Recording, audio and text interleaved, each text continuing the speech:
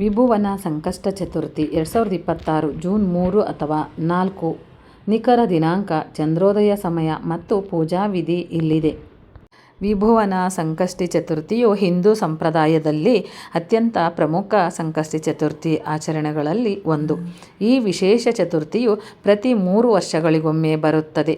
ಇದು ಚಾಂದ್ರಮಾನ ಮಾಸವಾದ ಅಧಿಕ ಮಾಸದ ಕೃಷ್ಣ ಪಕ್ಷದ ಸಮಯದಲ್ಲಿ ಬರುತ್ತದೆ. 3 ವರ್ಷಗಳಿಗೊಮ್ಮೆ ಬರುವ ಕಾರಣ ಈ ಸಂಕಷ್ಟಿ ಚತುರ್ಥಿಯು ವ್ರತ ಮತ್ತು ಪೂಜಾಫಲ ಕೂಡ ಹೆಚ್ಚು ಎಂದು ಹೇಳಲಾಗುತ್ತದೆ.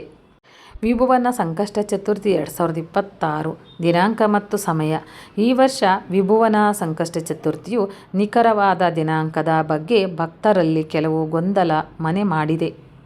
ಏಕೆಂದರೆ ಚತುರ್ಥಿ ತಿಥಿ ಜೂನ್ 3 ಮತ್ತು ಜೂನ್ 4ರ ನಡುವೆ ಬರುತ್ತದೆ. ಪರಿಣಾಮವಾಗಿ ಅನೇಕ ಭಕ್ತರು ಉಪವಾಸ, ವ್ರತ ಆಚರಿಸಲು, ಪೂಜಾ ವಿಧಿವಿಧಾನ ನೆರವೇರಿಸಲು ಸರಿಯಾದ ದಿನ ಯಾವುದು ಎನ್ನುವ ಅನಿಶ್ಚಿತತೆಯಲ್ಲಿದ್ದಾರೆ. 2026ರ ವಿಭುವನ ಸಂಕಷ್ಟಿ ಚತುರ್ಥಿಯು ಬುಧವಾರ ಅಂದರೆ ಜೂನ್ 3, 2026ರಂದು ಬರುತ್ತದೆ. ಚತುರ್ಥಿ ತಿಥಿಯು 2026ರ ಜೂನ್ 3ರಂದು ರಾತ್ರಿ 9:21ಕ್ಕೆ ಪ್ರಾರಂಭವಾಗಿ 4 ಜೂನ್ 2026ರಂದು ರಾತ್ರಿ 11:30ಕ್ಕೆ ಕೊನೆಗೊಳ್ಳುತ್ತದೆ. ಚಂದ್ರೋದಯ ಸಮಯವು 2026ರ ಜೂನ್ 3ರಂದು ರಾತ್ರಿ 9:54ಕ್ಕೆ ಇರುತ್ತದೆ. ಅಧಿಕ ಮಾಸವು 3 ವರ್ಷಗಳಿಗೊಮ್ಮೆ ಮಾತ್ರ ಬರುವುದರಿಂದ ಆ ಅವಧಿಯಲ್ಲಿ ವಿಭುವನ ಸಂಕಷ್ಟ ಚತುರ್ಥಿಯನ್ನು ಒಮ್ಮೆ ಮಾತ್ರ ಆಚರಿಸಲಾಗುತ್ತದೆ. ಇದು ಗಣೇಶನ ಭಕ್ತರಿಗೆ ಅಪರೂಪದ ಮತ್ತು ಅತ್ಯಂತ ಮಹತ್ವದ ಸಂದರ್ಭವಾಗಿದೆ. ವಿಭುವನ ಸಂಕಷ್ಟ ಚತುರ್ಥಿ 2026 ಶುಭ ಮುಹೂರ್ತ. ವ್ರತ ಆರಂಭ ಜೂನ್ 3, 2026ರಂದು ಸೂರ್ಯೋದಯ. ಚತುರ್ಥಿ ತಿಥಿ ಆರಂಭ ಜೂನ್ 3ರ ರಾತ್ರಿ 9:21. ಚತುರ್ಥಿ ತಿಥಿ ಕೊನೆ 4 ಜೂನ್ ರಾತ್ರಿ 11:30. ಚಂದ್ರೋದಯ 3 ಜೂನ್ ರಾತ್ರಿ 9:54. ವ್ರತ ಕೊನೆಗೊಳ್ಳುವುದು 3 ಜೂನ್ರ ಚಂದ್ರನ ದರ್ಶನದ ನಂತರ. ಜೂನ್ 2026ರ ಸಂಕಷ್ಟಿ ಚತುರ್ಥಿ ಮಹತ್ವ.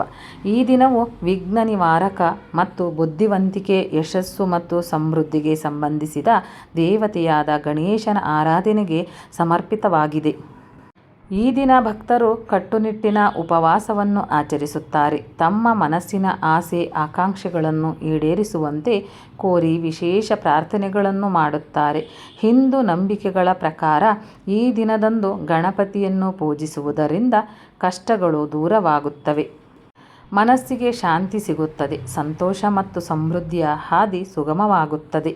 ವಿಭುವನ ಸಂಕಷ್ಟಿ ಚತುರ್ಥಿಯನ್ನು ದೈವಿಕ ಆಶೀರ್ವಾದಗಳನ್ನು ಪಡೆಯಲು ಮತ್ತು ಎದುರಾಗಿರುವ ಸಮಸ್ಯೆಗಳನ್ನು ನಿವಾರಿಸಲು ಒಂದು ಪ್ರಬಲ ಸಂದರ್ಭವೆಂದು ಪರಿಗಣಿಸಲಾಗಿದೆ. ಇನ್ನು ಅಧಿಕ ಮಾಸದ ಸಮಯದಲ್ಲಿ ಅಂದರೆ ಪ್ರತಿ 3 ವರ್ಷಗಳಿಗೊಮ್ಮೆ ಮಾತ್ರ ಬರುವ ಈ ಸಂಕಷ್ಟ ಪ್ರಾರ್ಥನೆ, ಉಪವಾಸ ಮತ್ತು ಆಧ್ಯಾತ್ಮಿಕ ಕಾರ್ಯಗಳಿಗೆ ವಿಶೇಷವಾಗಿ ಶುಭವೆಂದು ಹೇಳಲಾಗುತ್ತದೆ. ಈ ದಿನದಂದು ಗಣೇಶನನ್ನು ಶ್ರದ್ಧಾ ಭಕ್ತಿಯಿಂದ ಪೂಜಿಸುವುದರಿಂದ ಜೀವನದಲ್ಲಿ ಎದುರಾಗಿರುವ ಅಡೆತಡೆಗಳು ನಿವಾರಣೆಯಾಗುವುದು, ಆಸೆ ಆಕಾಂಕ್ಷೆಗಳನ್ನು ಪೂರೈಸಲು ಮತ್ತು ಜೀವನದಲ್ಲಿ ಸಕಾರಾತ್ಮಕ ಬದಲಾವಣೆಗಳನ್ನು ತರಲು ಇದು ಸಹಾಯ ಮಾಡುತ್ತದೆ. ಪೂಜಾ ವಿಧಿ ಮತ್ತು ಆಚರಣೆಗಳು.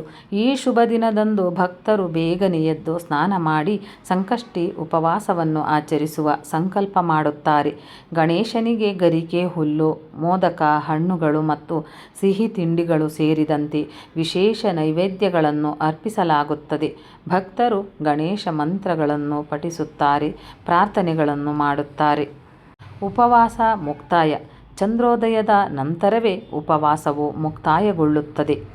ಭಕ್ತರು ಚಂದ್ರನಿಗೆ ಅರ್ಘ್ಯ ಅರ್ಪಿಸಿ ಅಡೆತಡೆಗಳಿಂದ ಮುಕ್ತ ಮತ್ತು ಸಮೃದ್ಧಿಯಿಂದ ತುಂಬಿದ ಜೀವನಕ್ಕಾಗಿ ಗಣೇಶನ ಆಶೀರ್ವಾದ ಪಡೆಯುತ್ತಾರೆ. ಚಂದ್ರ ದರ್ಶನದ ಜೊತೆಗೆ ಉಪವಾಸ ವ್ರತವು ಕೊನೆಯಾಗುತ್ತದೆ. ನಂತರ ಭಕ್ತರು ಆಹಾರ ಸೇವಿಸಬಹುದು. ಸ್ನೇಹಿತರೆ, ಈ ಮಾಹಿತಿ ನಿಮಗೆ ಇಷ್ಟವಾಗಿದ್ದಲ್ಲಿ ಇನ್ನೂ ಹೆಚ್ಚಿನ ಮಾಹಿತಿಗಾಗಿ ಲೈಕ್ ಮಾಡಿ, ಶೇರ್ ಮಾಡಿ, ಚಾನಲ್ಗೆ ಸಬ್ಸ್ಕ್ರೈಬ್ ಮಾಡಿ. ಧನ್ಯವಾದಗಳು.